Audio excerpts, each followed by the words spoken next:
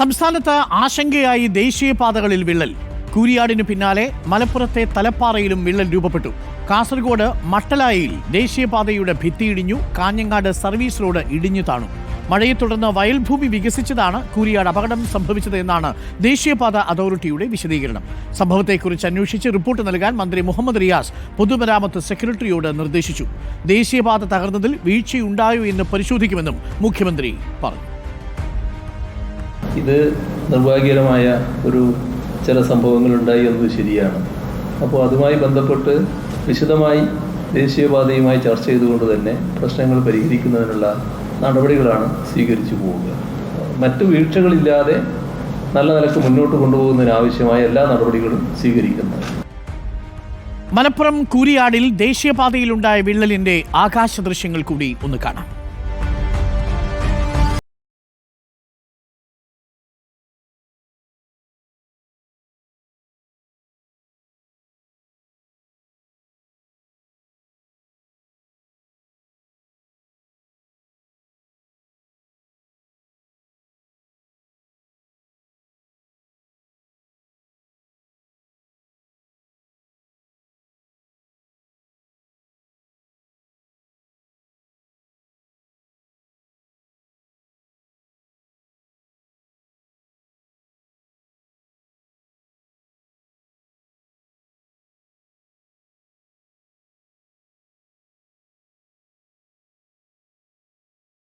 നിന്നും ഏകദേശം 4 കിലോമീറ്റർ മാത്രം അകലെയുള്ള സ്ഥലമാണ്. ഇവിടെയാണ് ഇന്ന് പുലർച്ചെ റിപ്പോർട്ടർ ടീം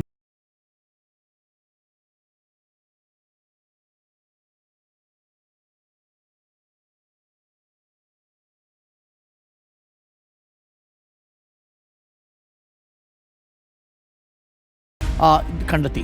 ചെറുവത്തൂരിലും കാഞ്ഞങ്ങാട് കണ്ണൂർ റോഡിലുള്ള ചെറുവത്തൂർ ഭാഗത്തും നിലവിൽ ഈ നാഷണൽ ഹൈവേ 66ന്റെ ഭാഗത്ത് വിള്ളലുകൾ കണ്ടെത്തി എന്നതാണ് പുറത്തുവരുന്നത്. ചുരുക്കത്തിൽ ചെറുവത്തൂര് മട്ടലായിലും ദേശീയപാതയ്ക്ക് സമീപം മണ്ണിടിച്ചിലുണ്ടായിട്ടുണ്ട്. മുൻപും മണ്ണിടിച്ചിൽ സാധ്യതകൾ കണക്കാക്കപ്പെട്ടിരുന്ന പ്രദേശമായിരുന്നു ഈ മട്ടാല. കഴിഞ്ഞയാഴ്ച പ്രദേശത്ത് മണ്ണിടിഞ്ഞു വീണ് ഒരാൾ മരിക്കുകയും 2 പേർക്ക് പരിക്കേൽക്കുകയും ഒക്കെ ചെയ്തിരുന്നു. ഒരു സാഹചര്യമുണ്ടായി. മുബഷിർ അക്ബറുണ്ട്. മുബഷിർ അക്ബറാണ് തലപ്പാറയിൽ പോയി ഇന്ന് ആ ദൃശ്യങ്ങൾ പ്രേക്ഷകർക്ക് നൽകിയതും കുരിയാടുള്ള ദൃശ്യങ്ങളും പ്രേക്ഷകർക്ക് എത്തിച്ചതും. Mubashir, good evening Mubashir. ആശങ്കയായി മാറുകയാണോ ദേശീയപാതയിലെ വിള്ളലുകളും ദേശീയപാത ഇടിഞ്ഞു താഴലും? ഡോക്ടർ അരുൺകുമാർ, മലപ്പുറം ജില്ലയിലെ കൂരിയാട് ഭാഗത്ത് ദേശീയപാതയിൽ കഴിഞ്ഞ ദിവസം മണ്ണിടിച്ചിലുണ്ടായ സംഭവത്തിലാണ് ഇപ്പോൾ വിചിത്ര ന്യായീകരണവുമായി ദേശീയപാത അതോറിറ്റി രംഗത്ത് വന്നിരിക്കുന്നത്.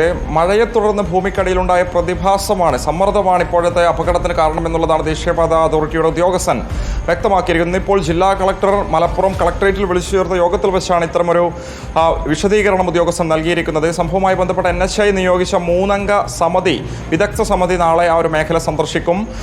തുടർന്ന് തയ്യാറാക്കുന്ന പഠന റിപ്പോർട്ടിനനുസരിച്ചായിരിക്കും ആ ഒരു മേഖലയിൽ തുടർ നടപടികൾ സ്വീകരിക്കുക എന്നുള്ളതാണ് ജില്ലാ കളക്ടറും വ്യക്തമാക്കുന്നത്. ഇന്നിപ്പോൾ ആ ഒരു മേഖലയിൽ UDF നേതാക്കളുടെ നേതൃത്വത്തിലൊക്കെ തന്നെ സന്ദർശനം നടത്തിയിട്ടുണ്ട്. UDF കൺവീനർ അടൂർ പ്രകാശ്, പ്രതിപക്ഷ ഉപനേതാവ് PK Kunhalikutty, KPC working president AP Anilkumar അടങ്ങുന്ന സംഘമാണ് ആ ഒരു മേഖലയിലെത്തിയത്. കേവലം മഴയെ തുടർന്നുണ്ടായ പ്രശ്നം മാത്രമല്ല, അശാസ്ത്രീയമായ നിർമ്മാണമാണ് ഈ ഒരു മേഖലയിലുണ്ടായ പ്രശ്നങ്ങൾക്ക് കാരണമെന്നുള്ളതാണ് UDF നേതാക്കൾ ചൂണ്ടിക്കാണിക്കുന്നത്. സമര പരിപാടികൾക്ക് UDFന്റെ പിന്തുണയുണ്ടാകുമെന്നും നേതാക്കൾ അറിയിക്കുകയുണ്ടായി. മറുഭാഗത്ത് നാട്ടുകാരുടെ ശക്തമായ പ്രതിഷേധം അവിടെ തുടരുകയാണ്. അപകടമുണ്ടായ സമാന മേഖലയിൽ ഇന്ന് വീണ്ടും വിള്ളലുകൾ വർദ്ധിക്കുന്നൊരു സാഹചര്യം അവിടെ ഉണ്ടായി എന്നുള്ളതാണ്. റോഡിൽ വീണ്ടും മണ്ണിടിച്ചിലുണ്ടായിട്ടുണ്ട്. വിള്ളലുകൾ വലിയ കനാലുകൾക്ക് സമാനമായ രീതിയിൽ രൂപപ്പെടുന്ന സാഹചര്യമുണ്ടായി. അവിടെ നിന്നും ഏകദേശം 4 കിലോമീറ്റർ അകലെയുള്ള തലപ്പാറ മേഖലയിലും ദേശീയപാതയുടെ മധ്യഭാഗത്ത് നിന്ന് വിള്ളലുകൾ കാണപ്പെട്ടുണ്ട്. അതുമൂലം ആ ഒരു മേഖലയിലെ ഗതാഗതം പൂർണ്ണമായിട്ടും നിർത്തിവെച്ചു. VK പടി ഉൾപ്പെടെയുള്ള മേഖലകളിലായിരുന്നു വാഹനങ്ങൾ വഴിതിരിച്ചു വിട്ടിരുന്നത്. എന്തായാലും മഴയൊക്കെ തന്നെ വർദ്ധിക്കുന്ന സാഹചര്യത്തിൽ ഇത്തരത്തിൽ അപകടങ്ങൾ കൂടാനുള്ള സാധ്യതയുണ്ട് എന്നുള്ളതാണ് ഈ ഒരു മേഖലകളിലെ ജനപ്രതിനിധികളൊക്കെ തന്നെ ചൂണ്ടിക്കാണിക്കുന്നത്. ശാസ്ത്രീയമായ ഒരു പരിശോധന ഇവിടെ അനിവാര്യമാണ്. കുരിയാടിനെ സംബന്ധിച്ച് ആ ഒരു മേഖലയിൽ ഫ്ലൈ ഓവർ മാത്രമാണ് പ്രശ്നത്തിന് പരിഹാരം എന്നുള്ളതാണ് നേതാക്കൾ ചൂണ്ടിക്കാണിക്കുന്നതുമായി ബന്ധപ്പെട്ട നടപടികൾ അധികൃതർ സ്വീകരിച്ചില്ലെങ്കിൽ ശക്തമായ പ്രതിഷേധ പരിപാടികളിലേക്ക് കടക്കുമെന്നും നാട്ടുകാർ അറിയിച്ചു. Thank you. മുബഷിർ അക്ബറാണ് വിവരങ്ങൾ നൽകിയത്.